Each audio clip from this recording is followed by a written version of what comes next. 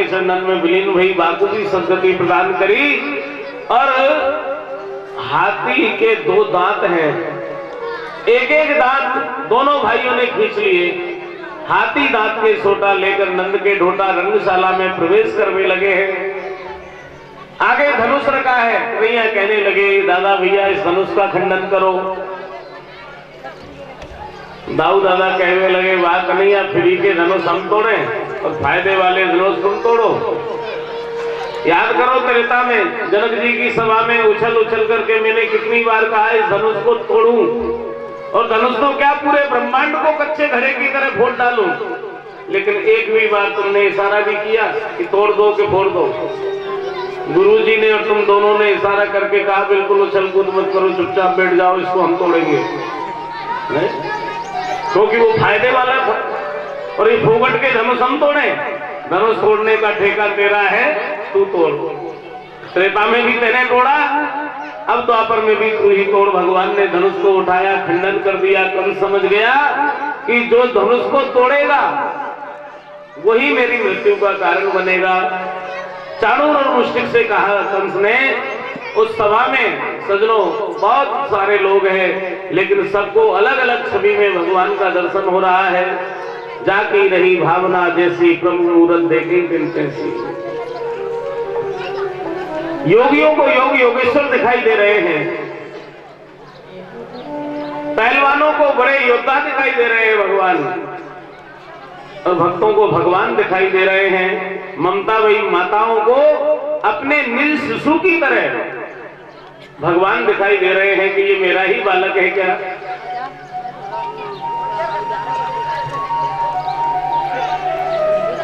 और कंस को साक्षात काल के रूप में दिखाई दे रहे हैं भगवान। जागी रही भावना जैसे, प्रभु मूरत देखें कैसे। चाणूर और मुष्टिक से कहा कंस ने जाओ युद्ध करो कृष्ण बलराम से। चाणूर ने भगवान श्री कृष्ण के साथ युद्ध किया, मुष्टिक ने बलराम जी के साथ युद्ध किया। भगवान श्री कृष्ण ने चाणूर को एक धोबी पचाड़ लगा करके उसका उद्धार कर दिया, उसको भी सदगति प्रदान की। और दाऊ दादा तो मल्ल युद्ध के योद्धा है, अलग अलग दाव पेश दिखा रहे हैं। भगवान कृष्ण कहने लगे दाऊ भैया यहाँ ज्यादा समय नहीं है, ज्यादा दाव दिखाने की जरूरत नहीं है, एक ही दाव दिखाओ। कौन सा? धोबी पचाड़। हाँ, टांग पकड़ के धोबी पचाड़। एक धोबी पचाड़ लगाई और मुष्टिक का उद्धार किया, उसकी भी सदगति हो गई। आगे सल तो सल से कहा कंस ने, सल तो सल जाओ अपना दिखाओ बल। सल तो सल का तो वैसे ही आधा बल समाप्त हो गया, चाणूर मुष्टिक चले गए तो युद्ध किया। सल तो सल का भी कृष्ण बलराम ने उद्धार कर दिया। इतने में ही कंस ऊंची मचान से कहने लगा समस्त योद्धा एक साथ आक्रमण करो, सब एक साथ कृष्ण बलराम पर प्रहार करो। दाऊ जी कहने लगे कि ऊपर चिल्ला रहे कन्हैया ये कौन है? कि दाऊ भैया यही तो है हमारे सगे मामा जी। तो फिर चिल्ला क्यों रहे हैं? कि बीमार तो हमारा जन्म हुआ तब से ही है, ये हमारा जब से जन्म हुआ है तब से ही बीमार है। तो फिर अब क्या हो रहा है? अब तो बाय में खेल रहे हैं। कहीं ऐसा नहीं हो दाऊ भैया कि हम मामा जी से मिलने आए और मामा जी से नहीं मिले, इससे पहले ही मामा जी और आगे। तो इसलिए दाऊ भैया तुम नीचे की व्यवस्था देखो, ऊपर की हम देखते हैं, मामा जी से मिल तो ले। अरे दो भाई नहीं, कम से कम एक तो मिल लूं मैं, तुम नीचे की व्यवस्था देखो। और भगवान श्री कृष्ण ने क्या किया? एक हथेली का सहारा लगाया और छलांग लगाई, ऊंची मचान पर पहुंचे जहां पर कंस है। कंस के केसों को पकड़ करके भगवान ने झकझोर दिया। कंस कहने लगा छोड़ मुझे, छोड़, पीड़ा हो रही है। कि मामा जी याद करो किसी अबला नारी के आपने भी केस पकड़े थे, वो मेरी माँ देवकी थी। पीड़ा हो रही है ना, जो जैसा कर्म करता है उसको वैसा ही फल भोगना पड़ता है। जाके पगना फटी विवाही, वह कह जाने पीर पराई। अब आपको पीड़ा हो रही है। भगवान ने आवाज करा दिया, 6 बार पछाड़ा, इसको आवाज करा दिया कि पछाड़ने से कितनी पीड़ा होती है, तुमने मेरे 6 भाइयों को पछाड़ पछाड़ करके नष्ट किया। फिर आखिर में 7वीं बार पछाड़ करके इसका प्राणांत किया भगवान ने। बोलो कृष्ण बलराम की जय। कुछ लोग अभी भी इस चक्कर में है कि कंस मरा नहीं है, ये जय बोलने वाले हैं, इनकी खबर ले लेगा, नहीं बोल रहे हैं बेचारे डर के मारे। अरे भैया कृष्ण बलराम की जय जयकार करो। कंस अगर जिंदा भी होगा तो भी कुछ नहीं कर पाएगा। बोलो कृष्ण बलराम की जय। पूरे मथुरा नगरी में जय घोष हो गया। विश्राम घाट पे जाकर के ठाकुर जी ने विश्राम किया। तत्पश्चात अपनी माँ देवकी और पिता वसुदेव जी को बंधन से मुक्त कराया, अपने नाना उग्रसेन को बंधन से मुक्त कराया, राजगद्दी पर बिठाया, राज्याभिषेक किया, नंद बाबा और सखाओं को वृंदावन भेजा। माता देवकी कहने लगी, बेटा जीवन में धन है, संपत्ति है, ऐश्वर्य है, वैभव है, सब कुछ होने के बाद भी यदि ज्ञान नहीं है, विद्या नहीं है, सब कुछ व्यर्थ है, बेकार है। इसलिए तुम जाओ और जाकर के ज्ञान का अर्जन करो, गुरु की शरण में जाओ। मां की आज्ञा पाकर के भगवान सांदीपनी ऋषि के शरण में पहुंचे। कहां? आपके यहीं अवंतिकापुरी में, उज्जैन सबसे नजदीक तीर्थ है। और ये भूमि जो इतनी पावन भूमि है सजनों, ये गुना जो है ना, गुना ही मालवा का द्वार है, मालवा में प्रवेश करने का ये द्वार है। ये जो भूमि जहां कथा हो रही है, ये श्रेष्ठ भूमि है। तो यहीं पर भगवान कृष्ण अध्ययन करने के लिए आए और अध्ययन करने के बाद विधि का विधान बदला। मरे हुए गुरुपुत्र को ला करके और गुरु दक्षिणा में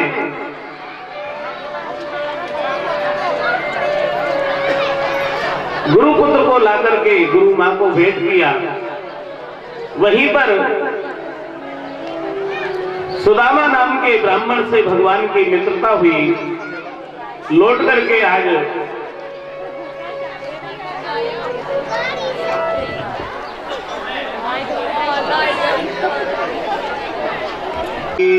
बड़ी ही प्रसन्नता का विषय है। महाराज कुंवर साहब हम सभी के लाडले और हम सभी के परिवार के सदस्य श्री बाबा साहब का आगमन हुआ है इस महायज्ञ में। और ठाकुर जी से यही निवेदन है, प्रार्थना है कि भगवान खूब यश प्रदान करें, कीर्ति प्रदान करें, खूब यशस्वी हो और भगवान के श्री चरणों में आपकी रति और मति हमेशा बनी रहे। हमारे मध्य बाबा साहब का आगमन हुआ है सज्जनों। तो बाबा साहब प्रत्येक समय रहता है तो ऐसे धार्मिक कार्यों में निश्चित रूप से अपना अमूल्य समय निकालते ही हैं। तो ठाकुर जी से यही मंगल प्रार्थना है कि हमेशा स्वस्थ रहें और हम हमारे समाज की, राष्ट्र की और इस प्रदेश की सेवा इसी प्रकार से करते रहें और ठाकुर जी के चरणों में खूब प्रीति बढ़ती रहे, खूब यश प्रदान करें ठाकुर जी इनके लिए। ऐसा व्यास गति से शुभ आशीर्वाद है। बोलो कृष्ण कन्हैया लाल की। हमें लगता ही नहीं है कि बाबा साहब आए तो कोई बहुत दूर से कोई आए, परिवार के सदस्य की तरह हमें भी लगता है और आप सबको भी ऐसा ही लगता होगा। जन जन यही बात कहता है कि हमारे घर के सदस्य है, हमारे परिवार के सदस्य है। तो सज्जनों आज हमें भी पहले से भी यही आभास होता था और अब तो बहुत नजदीक से बाबा साहब के स्वभाव से, भाव से हम परिचित हैं कि पूरे क्षेत्र के लिए हर व्यक्ति यही कहता है कि हमारे परिवार के हैं, हमारे घर के सदस्य हैं। तो इतनी ही आशा लेकर के इस समय, अमूल्य समय देकर के, चाहे कोई छोटा व्यक्ति भी जाकर के मिले तो आज उसी भाव से मिलते हैं कि मेरे घर का सदस्य है। तो यही भाव आपका हमेशा बना रहे। इन्हीं शुभ शब्दों के साथ महाराज कुंवर साहब को बहुत बहुत आशीर्वाद व्यास गद्दी से। ठाकुर जी खूब मंगल करें, खूब आनंद करें, सभी प्रकार का आनंद आपका होता रहे।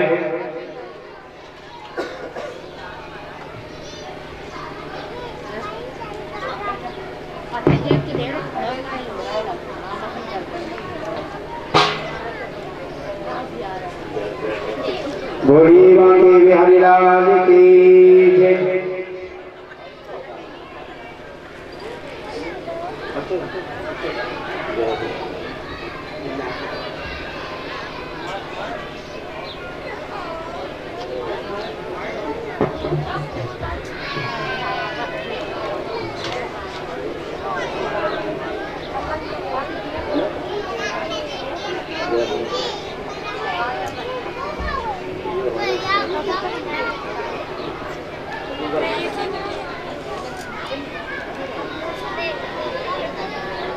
हमारे बाबा साहब से जब भी मिलते हैं तो ऐसी अनुभूति होती है कि एक परिवार के सदस्य से मिल रहे हैं। हृदय से कह रहे हैं इस बात को, और आप सभी को भी ऐसा ही अनुभव होता होगा। तो मैं बाबा साहब से भी आग्रह करूंगा कि दो शब्द हमारे, हाँ बहुत सुंदर बात, बहुत सुंदर। जब तक हमारे पटेल साहब बाबा साहब का अभिनंदन कर रहे हैं, जब तक श्याम सुंदर जी भगवान का महामंत्र का उच्चारण करेंगे।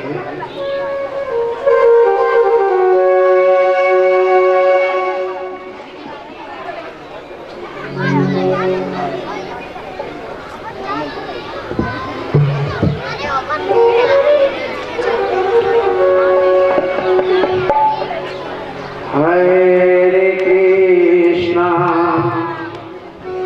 कृष्ण कृष्ण हरे राम हरे राम राम राम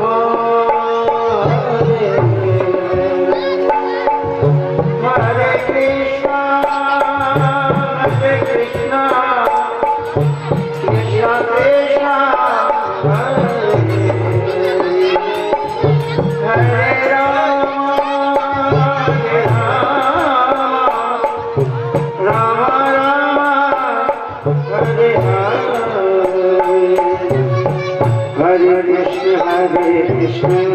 कृष्ण कृष्ण हरे हरे हरे राम राम राम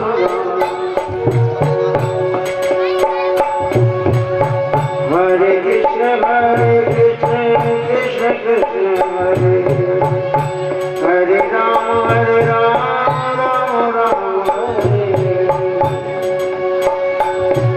हरे कृष्ण कृष्ण कृष्ण हरे राम राम राम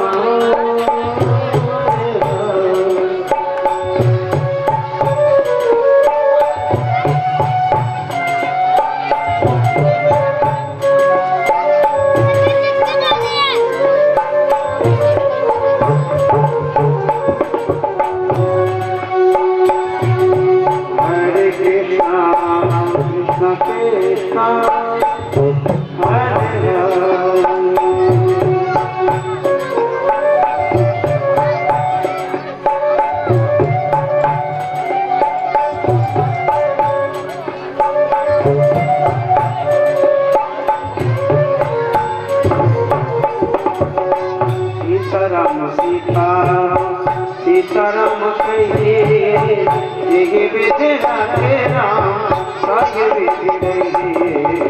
सीताराम सीताराम कहिए जय विद्या के राम सीताराम सीताराम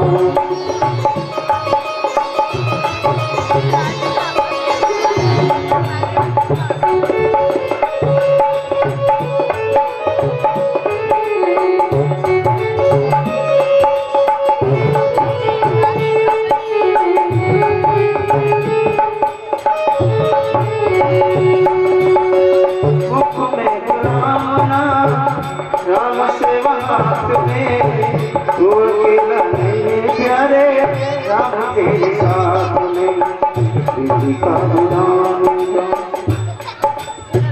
बोली कृष्ण कन्हैया लाल की। अब मैं आग्रह करूंगा कि पूज्य बाबा साहब भी हम सभी के मध्य में दो शब्द।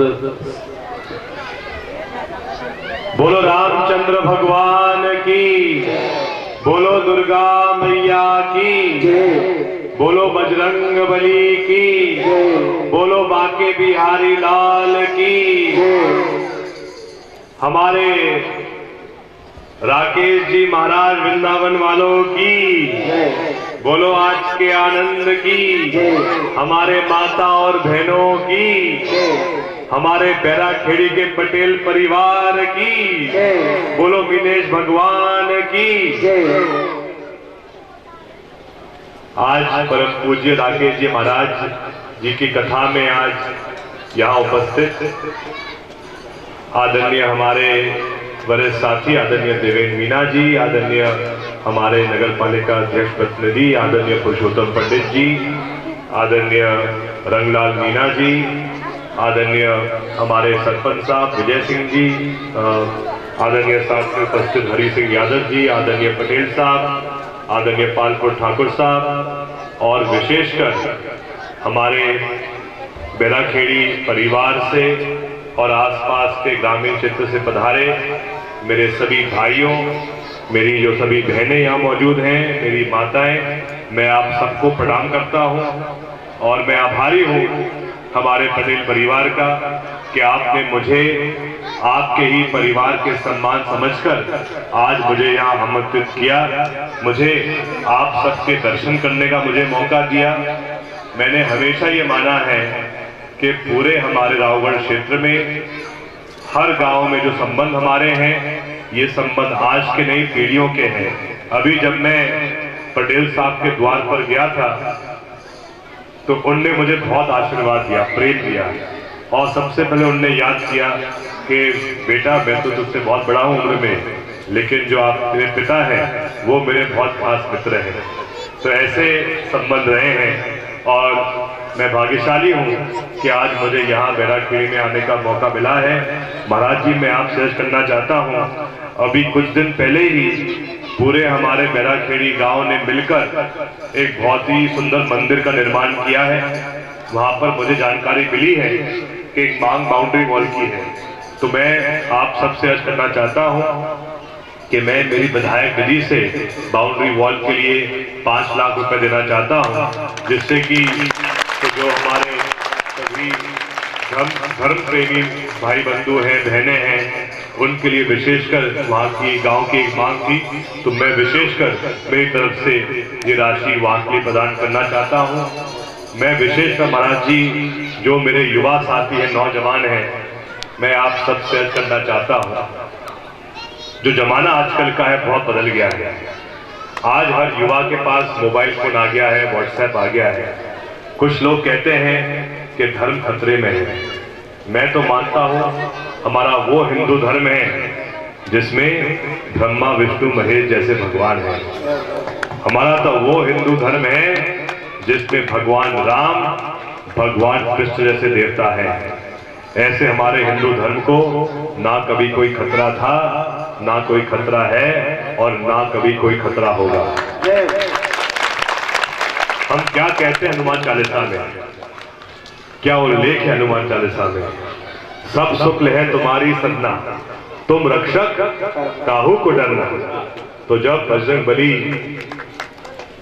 हमारी हर पल रक्षा कर रहे हैं तो हमें कभी भय में नहीं रहना है, डर में नहीं रहना है। हमेशा सकारात्मक रहो, चुनौती कुछ भी हो, पीड़ा कुछ भी हो, भगवान पर भरोसा करो, ईश्वर पर भरोसा करो। जो हमारे पूर्वज हैं उनको याद करो। अभी नवरात्रि चल रही हैं, आज सप्तमी है। हम दुर्गा माँ को पूछते हैं शक्ति के लिए, दुर्गा माँ की शक्ति, दुर्गा माँ की आशीर्वाद के लिए। और मैं तो मानता हूँ हमारे गांव और शहर में हर माँ और हर बहन में दुर्गा माँ विराजमान है। आप सब दुर्गा माँ की प्रतीक हैं। तो मैं विशेषकर और जो मेरे साथी हैं, मैं आप सबसे अर्ज करना चाहता हूँ कि हमेशा हमारी जो गांव की माता बहनें हैं उनको खुश रखो, उनका सम्मान हमेशा कायम रहे, ये सबसे महत्वपूर्ण है। मैं पुनः आज जो भी हमारे साथीगण यहाँ मौजूद हैं, मैं आप सबको नवरात्रि की बहुत बहुत शुभकामनाएं देता हूँ, इस सफल आयोजन की बहुत बहुत शुभकामनाएं देता हूँ। आने वाले 10 तारीख को रामनवमी की हार्दिक शुभकामनाएं और आने वाली 16 तारीख को हनुमान जयंती की बहुत बहुत शुभकामनाएं। राकेश जी महाराज जी, आपके चरणों को मैं प्रणाम करता हूँ, नमन करता हूँ। आपका आशीर्वाद, आपकी असीम कृपा इसी प्रकार से हम सब पर सदैव बनी रहे। जय हिंद, जय भारत, जय श्री राम। बोलिए बांके बिहारी लाल की जय।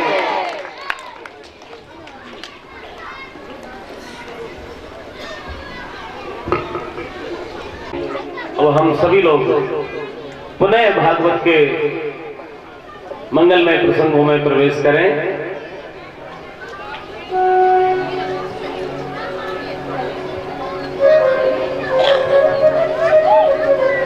कंस का उद्धार करके भगवान ने महाराज उग्रसेन को राज्याभिषेक किया। अवंतिकापुर में पढ़ने के लिए, उज्जैन में पढ़ने के लिए पधारे और वहीं पर सुदामा नाम के ब्राह्मण से मित्रता हुई। विधि का विधान बदला, मरे हुए गुरु पुत्र को भी लाकर के गुरु दक्षिणा के रूप में गुरु मां को प्रदान किया। लौट करके आज मथुरा आए और मथुरा में आने के बाद वृंदावन की याद आई।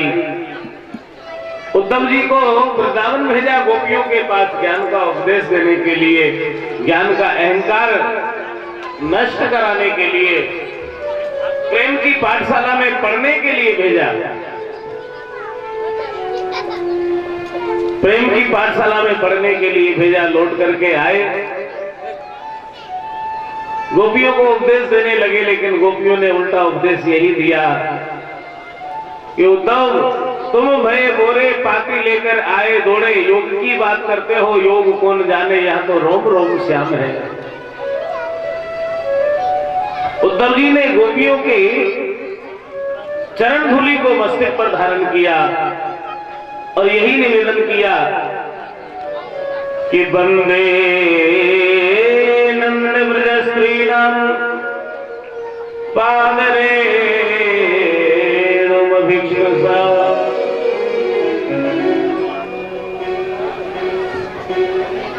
धन्य है गोपियों, तुम्हारा स्नेह भगवान श्री कृष्ण के प्रति।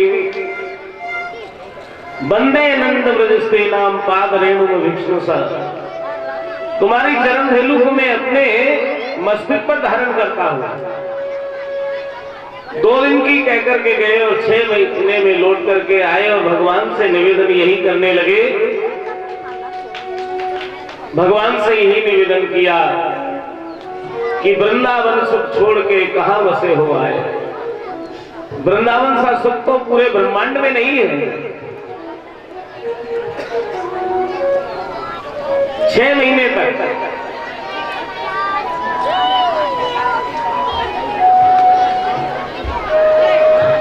उद्धव जी वृंदावन में रहे, लौट करके आए और भगवान से यही कहा कि वृंदावन जैसा सुख तो पूरे ब्रह्मांड में प्राप्त होने वाला नहीं है। ज्ञान के अहंकार की निवृत्ति करवाई और आज अस्थि और प्राप्ति ने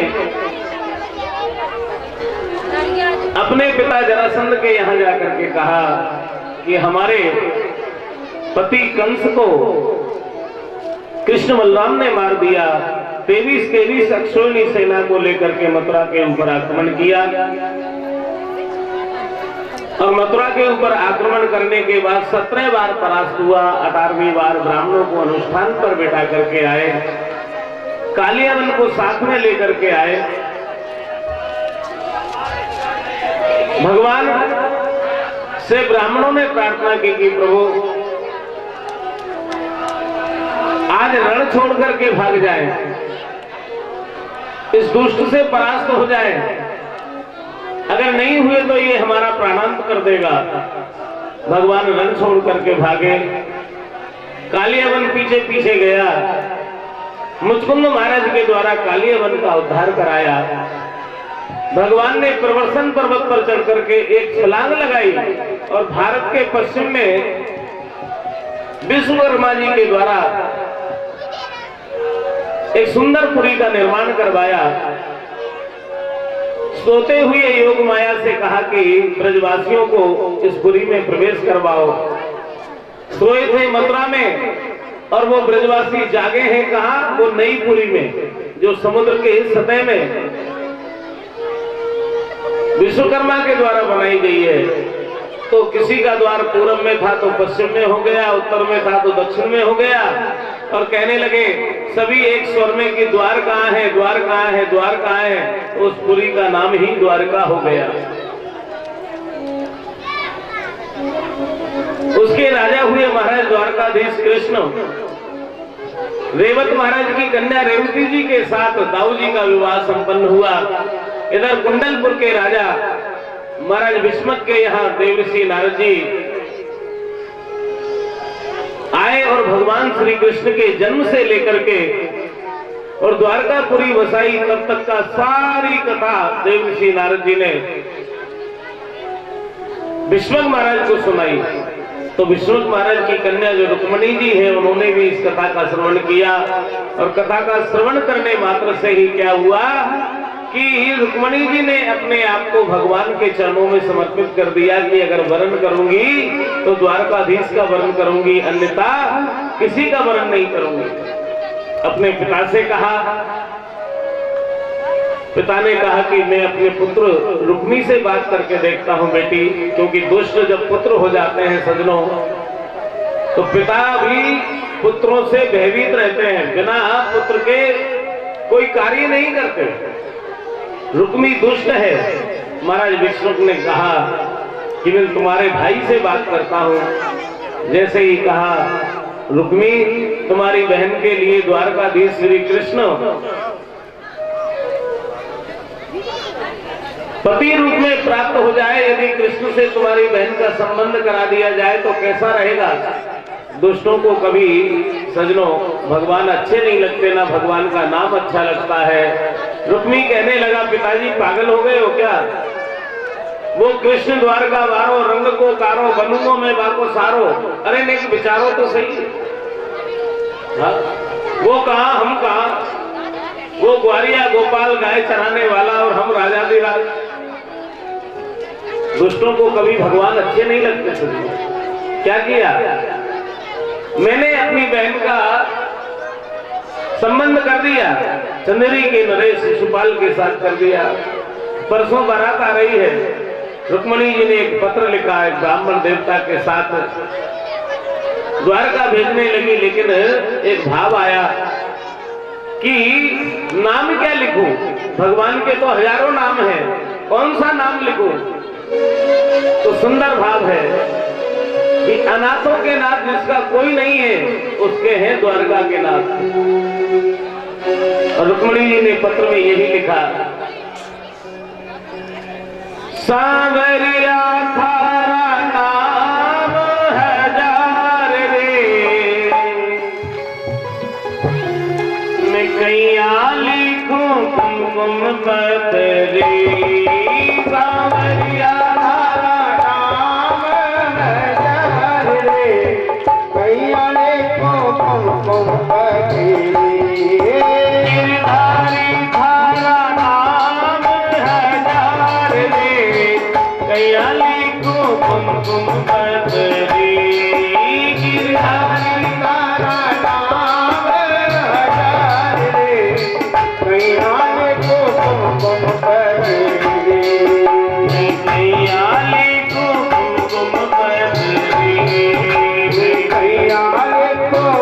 Come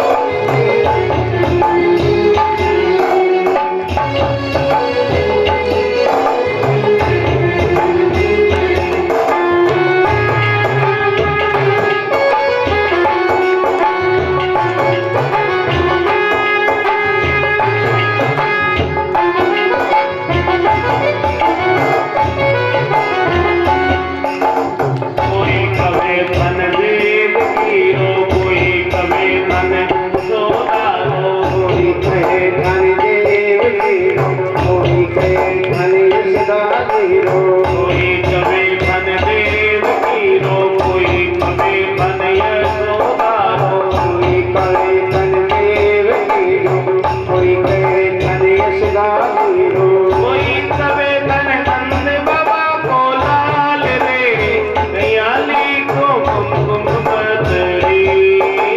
कोई कहे धन नंद बाबा को लाल रे, कयाले को कुमकुम बदरी। कांवरिया तारा नाम हजार रे, दयाली को कुमकुम बदरी। सावरिया तारा नाम हजार रे, कयाले को कुमकुम बदरी।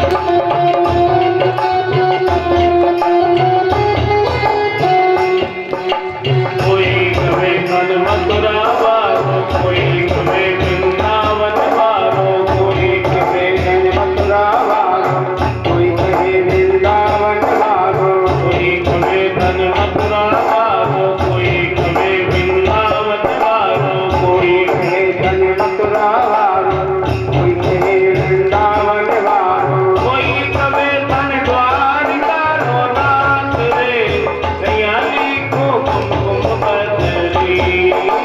कोई कहे धन द्वारिका रो नाथ रे, कयाले को कुमकुम बदरी।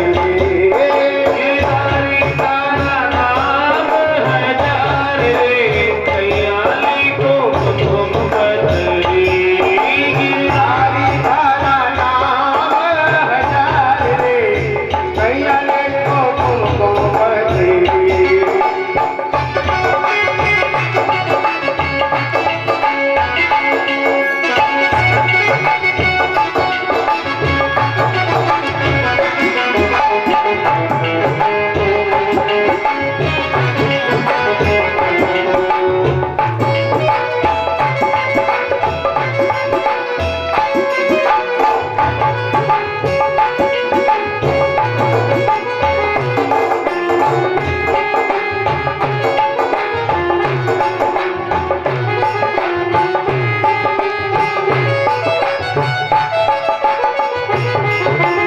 कोई कवे धन बंदे वारो, कोई कवे धन मुरली वारो, कोई कहे वारो, कोई कहे धन बंदी वारो, कोई कवे धन बंदे वारो, कोई कवे धन मुरली वारो, कोई कहे धन बंदी वारो, कोई कहे धन बंदी वारो, कोई कवे धन चक्रधारी श्याम रे, दयाली को कुमकुम बदरी। कोई कहे धन चक्रधारी श्याम रे, कयाले को कुमकुम बदरी। गिरधारी तारा नाम हजार रे, दयाली को कुमकुम बदरी।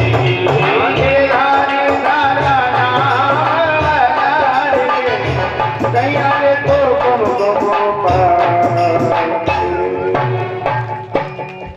द्वारकाधीश को रुक्मणी जी ने यही लिखा कि प्रभु जिसका कोई नहीं है उसके आप हो, अनाथों के नाथ द्वारका के नाथ। प्रभु मैं आपके योग्य नहीं हूं, लेकिन आप मुझ अभागिन को अपने चरणों की दासी बनाने का सौभाग्य प्रदान कर दीजिए।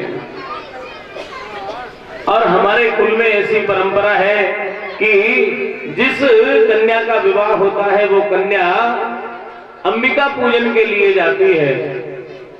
और प्रभु मैंने आपको देखा नहीं है, बस आपकी कथा सुनी है और कथा सुन करके ही आपके चरणों में मेरा अनुराग हो गया, प्रेम हो गया, मुझे स्वीकार कर लीजिए। कात्वाम मुकुंद महती कुलशील रूप विद्या वयोद्रविणधाम विरात्म तुल्यम धीरा पतिं कुलवती नवनीत कन्या कालेन सिंह नरलोक मनो विरामम। मेरा वर्ण करने के लिए कई कई देश देशांतर के राजकुमार आएंगे, दुष्ट राजकुमार गीदड़ों की तरह, सियारों की तरह आएंगे। लेकिन प्रभु आपके चरणों में प्रार्थना है कि आप क्या बन करके आना, काले नरसिंह नरलोक मनोविरामम, आप नरसिंह बन के आना। जो वो सियार गीदड़ जो आएंगे ना, आपके रूप को देख करके ही सब भाग जाएंगे। लेकिन एक बात और लिखी रुक्मणी जी ने, क्या? काले नरसिंह नरलोक मनोविरामम। काल यानी समय, कुछ समय के लिए नरसिंह बनना, हाँ हमेशा के लिए मत बन जाना। थोड़े समय के लिए, दुष्टों के लिए नरसिंह बनना, काले नरसिंह। और उसके बाद मनोविरामम, मेरे मन को भाने वाले बन जाना। तो इस कथा से शिक्षा लेना चाहिए भैया।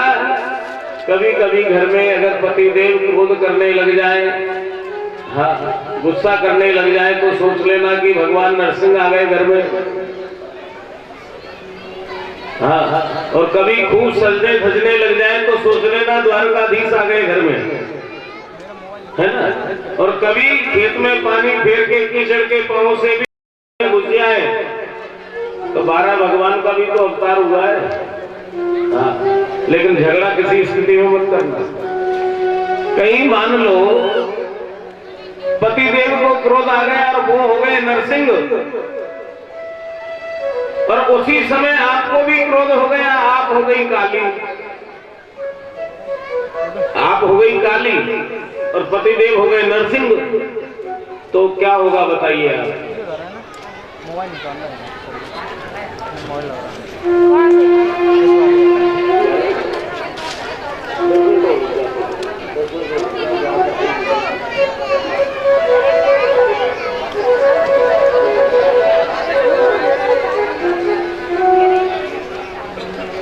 अगर पतिदेव हो गए नरसिंह और आप हो गई काली तो क्या होगा बताइए आप?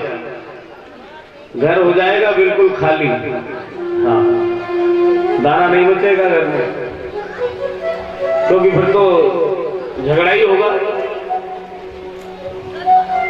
सर फूटेंगे तो डॉक्टर लूट लेंगे, बचा खुचा पुलिस वाले ले लेंगे, और ज्यादा कहीं बच गया, ज्यादा धन है तो फिर वकील तैयार बैठे हैं। इसलिए आपने वो फोटो देखा होगा, कौन सा? माँ काली का। काली ने जब विकराल स्वरूप धारण किया तो पतिदेव ने क्या किया? भगवान से लेट गए। पति को गुस्सा आए तो पत्नी को शांत हो जाना चाहिए, और पत्नी को गुस्सा आए तो पति को शांत हो जाना चाहिए। भगवान भोलेनाथ लेट गए और माँ काली क्या कर रही है? भगवान भोलेनाथ के वक्ष के ऊपर लात रख रही है। देखा होगा आपने फोटो। और कहीं माँ तो हो गई काली और भगवान हो जाए नरसिंह तो क्या होता फिर बताइए आप? कोई बच पाता? इसलिए कभी हो जाता है, झगड़ा भी होता है, लड़ाई भी होती है, लेकिन दोनों एक साथ मत करो। हाँ, कभी वो लड़ रहे हैं तो ठीक है, आज उनकी बारी है, हाँ आज उनका नंबर है। माँ काली ने क्रोध किया तो भगवान शिव ने नहीं किया, और शिव ने क्रोध किया तो माँ काली ने नहीं किया। हाँ, तो इनसे शिक्षा लेना चाहिए। आगे भगवान के पास पत्र पहुंचा, भगवान ने दाऊद से कहा रथ को निकालो, आगे बढ़ने लगे। दाऊ जी को पत्र दिया, दाऊ जी ने कहा कन्हैया तुम चलो, मैं कुंडलपुर आ रहा हूँ। रुक्मणी जी ने पत्र में लिख दिया, अंबिका मंदिर से ही मेरा वरण कर लेना। मंदिर तक पूरे सैनिक लगा दिए। रुक्मणी जी पूजन करने के लिए चली गई। पराम्बा माँ भगवती का पूजन किया। माँ भगवती ने वरदान दिया कि तुम्हारे लिए मन इच्छित वर प्राप्त होगा। लौट करके मंदिर से उतरी है, दक्षिण दिशा से रथ आया और रथ में भगवान द्वारकाधीश आया। पहचाने कैसे? पहले मोबाइल तो चलते नहीं थे, फोटो चलते नहीं थे, पहचाने कैसे कि पत्र किसने लिखा? तो रुक्मणी जी ने हाथ ऊपर कर दिए, यानी कि समर्पण कर दिया, और उस हाथ में कंगन दिखा। और दूसरा भाव कि जब हाथ ऊपर करने का मतलब है कि समर्पण कर दिया, और जब ठाकुर जी के प्रति हम समर्पण कर देते हैं तो भैया उस जीव को भगवान अपना लेते हैं। भगवान ने रथ से हाथ बढ़ाया, रुक्मिणी जी को रथ में बिठाया और ले गए। रुक्मी को जब पता चला तो कहा, कृष्ण जैसे यज्ञ की हवि को कौआ चुरा करके ले जाता है, उस प्रकार से तुम मेरी बहन का हरण करके ले जा रहे हो। हिम्मत है तो रुको और मुझसे युद्ध करो। और रुक्मी ने कहा कि यदि आज मैंने कृष्ण का वध नहीं कर दिया, कृष्ण का यदि वध नहीं किया, तो मैं शपथ लेता हूं कि इस कुंडलपुर में लौट करके कभी नहीं आऊंगा। इतनी बड़ी शपथ लेकर के ये भगवान के रथ के पीछे चला। आगे जाकर के भगवान ने रथ को रोक दिया और इसी के खड़ग को छीन करके आधी दाढ़ी, आधी मूंछ, आधे बाल काट करके और अपने रथ के पीछे बांध दिया। उधर से दाऊ जी आ रहे द्वारका से, बीच में मिलना हुआ। कन्हैया रुक्मिणी किसको ब्याही गई? अब किसी को ब्याही गई हो तो बताए, वहां तो भगाई गई है। जैसे ही पीछे देखा तो रुक्मी दिखा घिसटता हुआ आ रहा है भगवान के रथ के पीछे कि ये कौन है? भगवान ने कहा ये इनके भाई साहब हैं। अरे ये तो हमारे शाहजी हुए, ब्याही जी हुए। उठाया उठाया उठाया तो अब रुक्मी ऊंचे शकल नहीं करे। दाऊ जी तो अतुलित बल है, बला विख्यात बलम विदु, अधिक बल होने के कारण ही तो उनका नाम बलराम है। दाऊ जी ने शकल को ऊंची किया, चेहरे को ऊंचा किया और देख करके आश्चर्यचकित रह गए कि ये नई फैशन चली है क्या? आधी दाढ़ी, आधी मूंछ, आधे बाल, नई कटिंग चली है क्या ये? कि नहीं? तो दाऊ जी कह रहे हैं, तो तुम्हारे घर में क्या ऐसी परंपरा है कि कोई बहन बेटी जब घर से विदा होती है तो आधी दाढ़ी, आधी मूंछ, आधे बाल, और कोई दुनिया से विदा होता हो तो पूरी दाढ़ी, पूरी मूंछ, पूरे बाल? कि नहीं नहीं, ये भी बात नहीं है। तो फिर ये क्या है? आधी दाढ़ी, आधी मूंछ का मतलब क्या? दाऊ जी ने पूछा। तो रुक्मी को क्रोध आया। रुक्मी क्रोध करके झुंझलाते हुए कहने लगा कि बार बार मुझसे ही क्यों पूछ रहे हो? जिसने किया है उससे बात करो ना, कि किसने किया है? कि तुम्हारे भाई ने किया है। कि कन्हैया तेने करी है हालत? कि हाँ दादा भैया। अरे कन्हैया, ये ससुराल वाले की हजामत ऐसे ना बनाई जाए लाला। तो फिर कैसे बने? बाप बेटी को दहेज देता है तो हजामत बन गई, भाई बहन को भात देता है तो हजामत बन गई, और फिर भतीजा बुआ को देता है तब हजामत बन गई। ससुराल वालों की तो 3-3 पीढ़ी की हजामत इस प्रकार से बनती है, ऐसे नहीं बनती है। रुक्मी को छुड़ा दिया और रुक्मी लौट करके कुंडलपुर नहीं गया, भोजकट नाम की अलग राजधानी बसाई। और इधर सजनों बहुत सारी भीड़ आ रही है। दाऊ जी पूछने लगे, भैया ये कन्हैया ये दहेज को सामान लेके आ रहे हैं या विदा करने के लिए आ रहे हैं? कन्हैया कहने लगे कि ना तो दहेज का सामान ला रहे हैं, ना विदा करने को आ रहे हैं, फिर ये तो हमें पीटने को आ रहे हैं। और सजनों, वास्तव में किसी की भी बहन बेटी को कुदृष्टि से देखोगे, भगाओगे तो पिटोगे ही क्या? माला थोड़ी डलेगी, सम्मान थोड़ी होगा। दाऊ जी कहने लगे कि चल कन्हैया तू द्वारका, रुक्मिणी को लेकर के। इन सबको मैं देखता हूँ। हल मूसल का आह्वान कर लिया, हल से खींचे, मूसल से मारे, टमाटर की तरह फूट गए सब सैनिक। 10-20 तो मरे, बाकी सब भाग गए। किसी की बहन भाग रही है, अपनी जान क्यों गंवाए? सब अपने अपने घर को चले गए। इधर विश्वनाथ महाराज ने पत्र लिखा और पत्र में एक भाव लिखा कि प्रभु,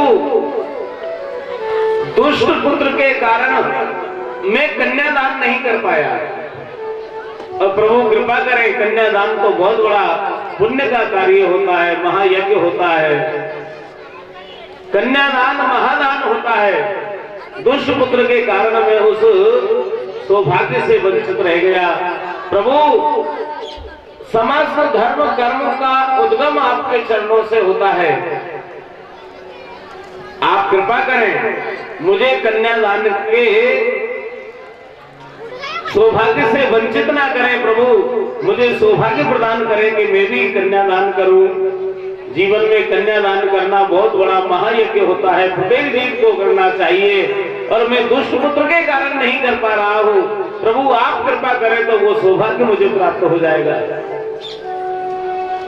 ये कौन कह रहे हैं? विश्वक महाराज कह रहे हैं। और आज हम लोग कन्या हो जाए तो मातम मना रहे हैं, जबकि भैया कन्या हो जाए तो ये बहुत बड़ी सौभाग्य की बात है कि कम से कम हमारे द्वारा ये यज्ञ नहीं है, महायज्ञ है, कन्यादान महायज्ञ है भैया। वैसे हम कुछ कर पाए कि नहीं कर पाए सत्कर्म जीवन में, लेकिन कन्यादान एक बहुत बड़ा दान होगा। उस बहाने हमारे द्वारा कितना बड़ा यज्ञ करने का ठाकुर जी हमें सौभाग्य प्रदान देते हैं, करते हैं।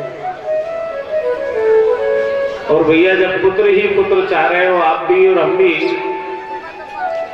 सबके ही पुत्र होंगे तो बहू कहां से लाओगे? ये भी तो विचार करो। कहने का भाव इतना सा है भैया, कन्या हो जाना परम सौभाग्य की बात है। और जितना स्नेह माता पिता से कन्या कर सकती है उतना पुत्र नहीं कर सकता। हाँ, पुत्र को तो धन देते हो, संपत्ति देते हो, हिस्सा देते हो, जायदाद देते हो, फिर भी इतना प्रेम नहीं रखेगा। और पुत्री, आप सब समझते हो कि पुत्री का भाव माता पिता के प्रति कितना अगाध भाव रहता है उसका, और निस्वार्थ रहता है। हाँ। बेटे को तो अगर हिस्सा मत दो आप, फिर सेवा करके दिखा दे बेटा,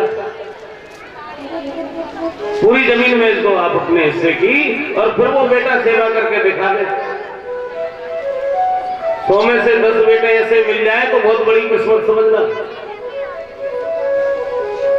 बेटा तो लोभ से कर रहा है ना, तो बेटी निस्वार्थ सेवा कर रही है और वो प्रेम कर रही है कितना, मेरे पिता को, मेरी माँ को, मेरे भाई को, मेरे भतीजे को कोई कष्ट ना आ जाए, इसके लिए व्रत रख रही है, उपवास कर रही है।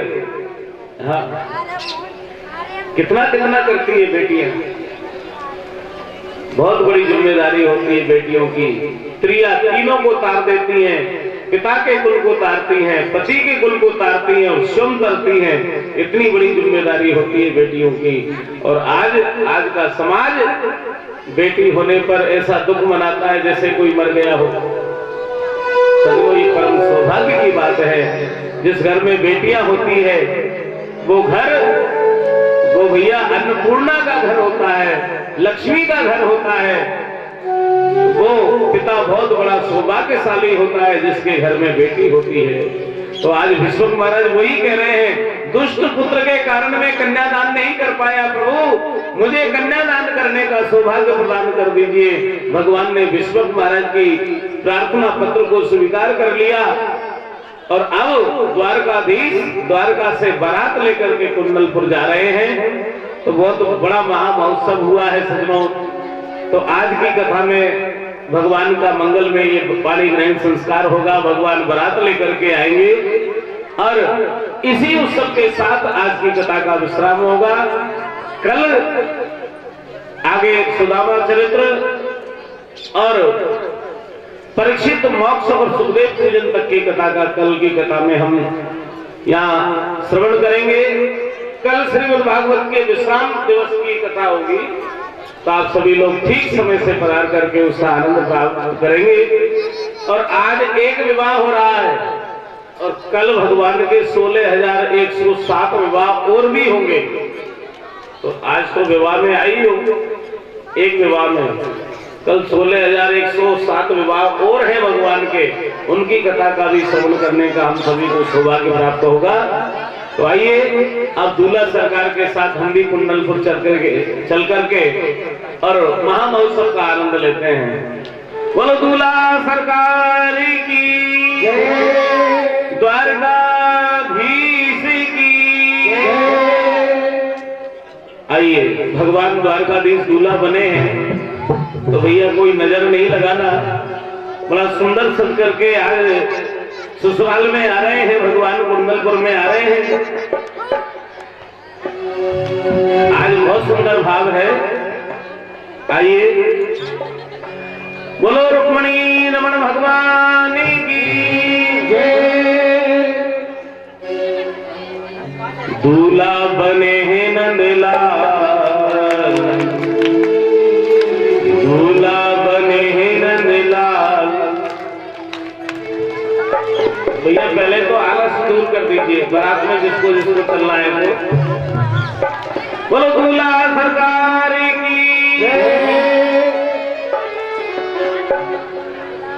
दूल्हा बने हैं मोहन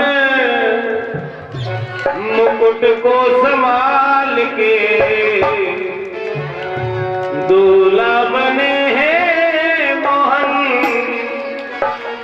मुकुट को संभाल के। नजर ना लगाना इनके रूप को निहार के, नजर ना लगाना इनके रूप को निहार के। दूल्हा बने मोहन को संभाल के, दूल्हा बने मोहन को संभाल के। नजर ना लगाना इनके रूप को संभाल के, नजर ना लगाना रूप को निहार के, नजर ना लगाना इनके रूप को निहार के। हाथ में बंसी जारी लागे, गल में जंती माला, गल में जंती माला। हाथ में बंसी जारी लागे, गल में जंती माला, गल में जंती माला। हाथ में बंसी जारी लागे, गल में जंती माला, गल में जंती माला।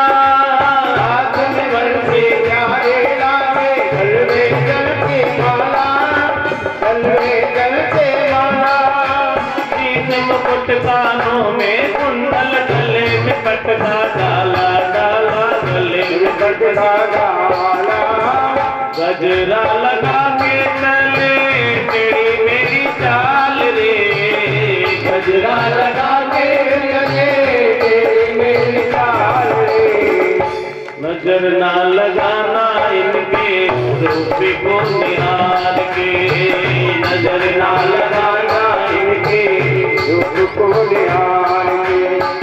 दूल्हा बने मोहन को संभाल के, दूल्हा बने मोहन को संभाल के। नजर ना लगाना इनके रूप को निहार के, नजर ना लगाना इनके रूप को निहार के।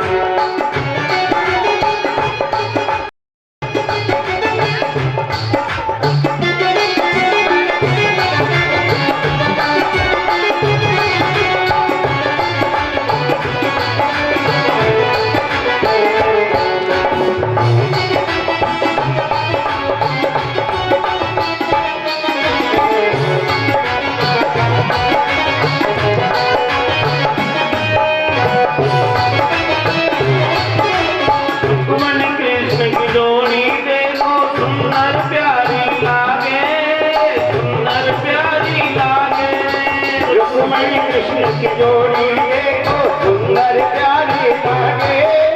सुंदर प्यारी लागे। जो भी देखे युगल छवि को जीवन सफल बनावे बनावे, जीवन सफल बनावे। जो भी देखे युगल छवि को जीवन सफल बनावे, जीवन सफल बनावे बनावे। चले सब राती मिलके क्रिसमस के द्वार पे, चले सब राती मिलके क्रिसमस के द्वार पे। नजर ना लगाना इनके रूप को निहार के, नजर ना लगाना इनके रूप को निहार के। दूल्हा बने मोहन मुकुट को संभाल के, दूल्हा बने मोहन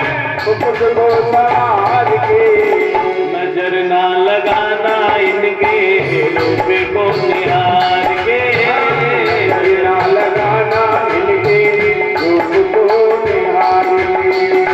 बोली दूल्हा सरकार की जय। आइए अब भगवान की बारात आ रही है, नाचते हुए बाराती आ रहे हैं। आज भगवान श्याम सुंदर की शादी है, विवाह है, और श्याम सुंदर जी के ही द्वारा मंगल में भजनों का आनंद हम सभी ले रहे हैं। आज मेरे शाम की शादी, आज मेरे शाम की शादी, आज मेरे शाम की शादी।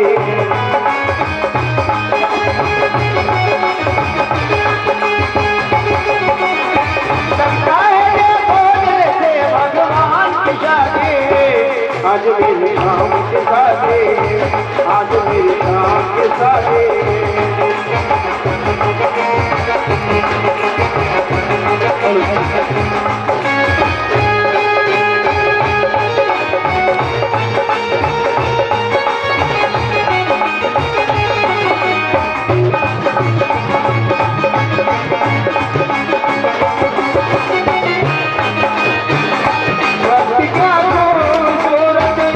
बड़ा सुलगन हो रतन, क्या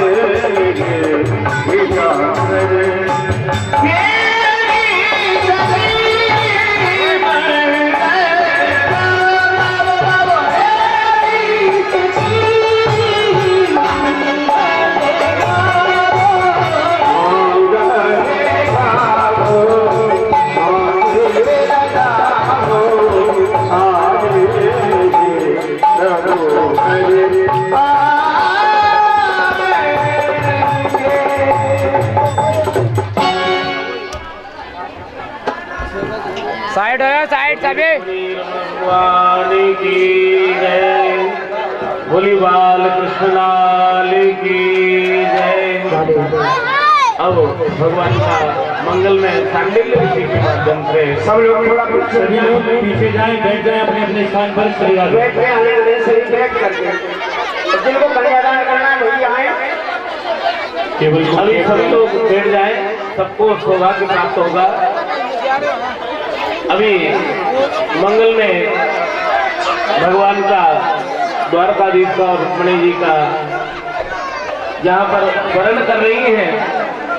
रुक्मिणी जी भगवान द्वारकाधीश का और द्वारकाधीश भगवान रुक्मिणी जी का वर्ण कर रहे हैं और सभी ब्राह्मण देवता स्वस्ति वाचन का पाठ कर रहे हैं।